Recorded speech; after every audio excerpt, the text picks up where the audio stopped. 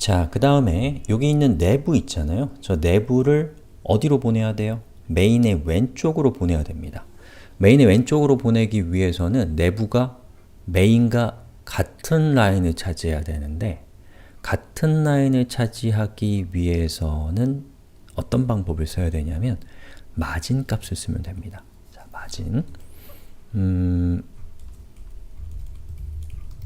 자, 요 카피해서 여기에는 자, 내부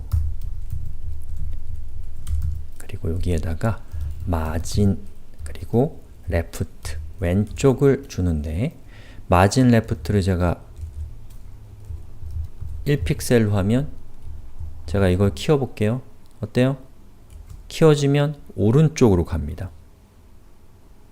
그리고 얘를 줄이면 어떻게 되냐면 0까지 오고 급기야 여기서 더 줄이면 뭐가 될까요? 음수가 됩니다. 음수가 되면 보시는 것처럼 왼쪽으로 쭉 이동을 하게 돼요. 아, 그 전에 까먹은 게 있어요. 자, 내부에 크기 값을 우리가 지정해야겠네요. width 값을 200픽셀로 지정을 했습니다. 그리고 다시 한번 화면을 줄이면 계속 줄어들죠. 그래서 제가 요거를 199까지 줄였습니다. 그럼 여기에 살짝 여백이 있는 상태에서 제가 내부의 width 값인 200픽셀만큼 화면을 줄이면 어떻게 되냐면 뭐라? 안 올라가네요? 왜 안 올라가는가 가만히 생각해 보니까 저기 있는 저 내부가 원래 200픽셀이 올라가는데 그 이유는 얘의 사이즈에 내부의 사이즈를 우리가 200픽셀로 하게 되면 그 패딩 값이나 마진, 아니 보더, 테두리 값 같은 게 포함이 안 된 상태로 200픽셀이 돼요. 그래서 우리가 예상하는 것과 좀 다른 크기를 갖게 되거든요. 그래서 이런 문제를 해결하기 위한 방법은 이 웹페이지에 있는 모든 태그에 대해서 박스 모델의 사이징을 컨텐트 박스가 아니라 보더 박스, 즉 보더를 포함한 크기를 사용하도록 하는 겁니다.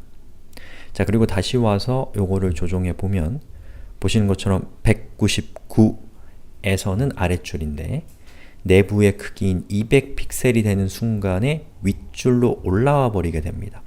자, 올라오는 이유는 뭐냐면 여기 있는 내부가 200픽셀이 된다라는 것은 여기 있는 요 패딩 영역 있죠? 그 안에 완전히 들어간다는 뜻입니다.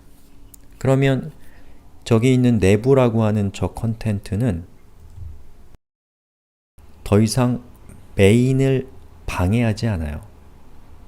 예, 그렇게 되면 내부는 위의 줄로 올라갈 수 있게 됩니다. 예, 좀 어려운 얘기죠. 예, 그럼 이런 모습이 된다는 것이죠. 내부가. 그래서 내부를 저기 있는 저 메인이 위치하고 있는 여기 있는 메인이 위치하고 있는 저곳까지 움직이려면 여러분 여기 있는 값을 이렇게 쭉 아니죠. 쭉 키워서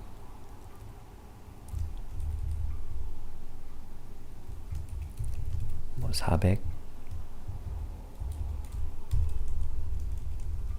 딱 지금 시점에는 472픽셀 만큼 크기를 지정을 하게 되면 메인인 자, 여기 있는 내부가 메인과 같은 위치까지 오게 됩니다. 자, 근데 여기 있는 472라고 하는 저 값은 우리가 화면의 크기를 달리하면 또 달라져요. 그러면 화면의 크기가 달라지는 것과 상관없이 언제나 내부가 메인의 위치에 위치하게 하기 위해서는 도대체 이 472픽셀이 무엇인가를 우리가 알아야 됩니다. 자, 472픽셀이 뭐냐면 자, 여기서 검사를 해서 제가 메인의 크기를 한번 보겠습니다. 메인의 크기를 보면은 이 메인 태그의 크기가 메인 보지 말고 여기 있는 그 클래스 값이 컨텐트인 저거 있죠? 저거를 한번 제가 열어보니까 보시는 것처럼 박스 모델의 크기가 471픽셀, 거의 472픽셀이죠. 예, 요 크기입니다. 즉, 우리가 여기에 있는 내부의 크기를 여기 있는 그 내부를 감싸고 있는 이 섹션의 컨텐트 크기만큼 동쪽으로 바뀌게 할 수 있다면 그러면 언제나 내부는 메인과 같은 위치에 위치하게 할 수 있다는 겁니다. 진짜 어렵죠? 자, 그래서 요거를 요렇게 해주시면 돼요. 결과는 100%로 해주면 마이너스 100%. 그러면 보시는 것처럼 화면의 크기를 아무리 바꿔도 내부는 언제는 아니죠. 대체로 메인과 같은 위치에 위치하게 됩니다. 대충 아시겠죠? 자, 근데 이게 우리가 최종적으로 원했던 건 아니란 말이에요. 아유, 어렵다. 어떻게 하죠? 자, 이게 우리가 최종적으로 원했던 건 아니고 여러분들과 제가 원했던 것은 저 내부가 여기 있는 이 왼쪽 여백에 착 달라붙는 겁니다.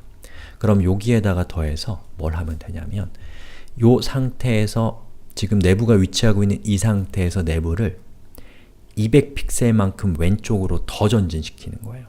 자, 그걸 하기 위해서 저는 내부의 왼쪽 레프트를 마이너스 200픽셀만큼 하면 내부가 왼쪽으로 200픽셀만큼 더 움직이게 됩니다. 그런데 꼼짝도 안 하는 것은 내부의 현재 포지션 값이 스태틱이기 때문입니다. 저걸 릴러티브로 해야지 그때 움직여요. 그럼 됐죠. 예, 이렇게 되는 겁니다. 자, 그 다음에는 여기 있는 오른쪽에 있는 어사이드를 여기로 위치를 시키셔야 되는데 자, 그걸 하기 위해서는 뭘 할 거냐면 여기 있는 어사이드의 부피를 확 줄여버릴 거예요. 자, 여기 있는 어사이드가 메인 밑으로 이렇게 내려가 있는 이유는 뭐냐면 어사이드가 자기 자신의 어떤 크기가 있기 때문에, 크기가 존재하기 때문에 이 메인과 같은 위치에 있을 수 없으니까 밑에 줄로 내려온 거거든요. 좌천된 거예요.